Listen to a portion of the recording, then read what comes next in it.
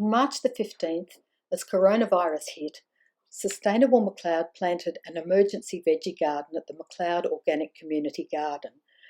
The purpose was to demonstrate that in 2 square metres, 16 different vegetables covering all the veggie groups could be grown very quickly.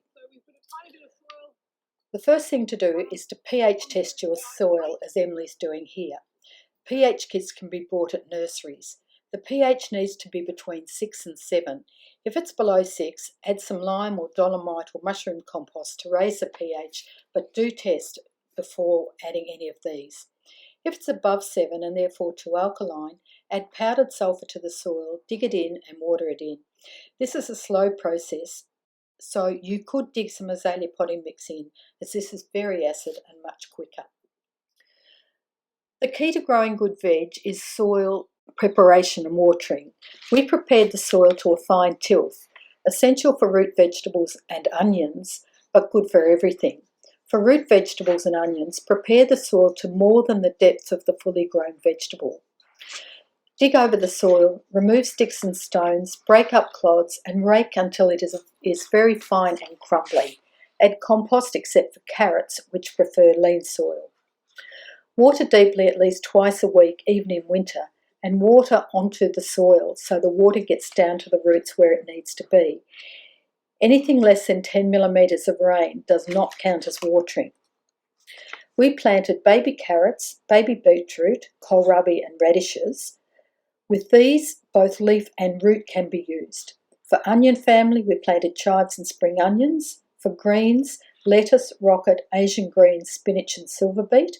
For brassicas, broccolini, both green and purple. For legumes, peas, plus we added chervil, coriander and parsley, which do very well in colder weather.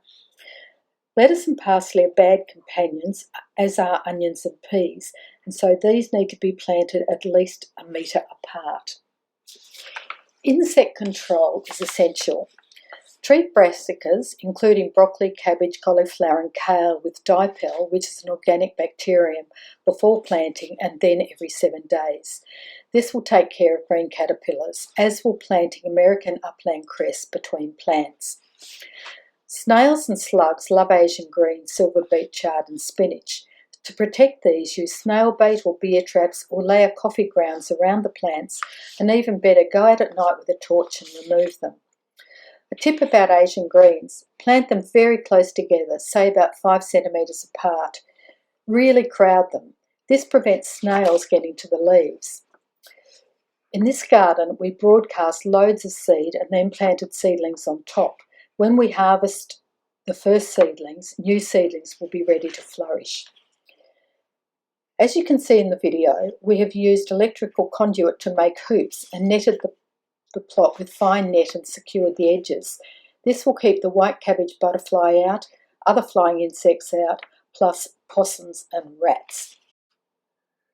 For more information on using dipel, on American upland cress, and generally deterring pests from Asian greens, check out the other videos on our YouTube channel, where you can also subscribe.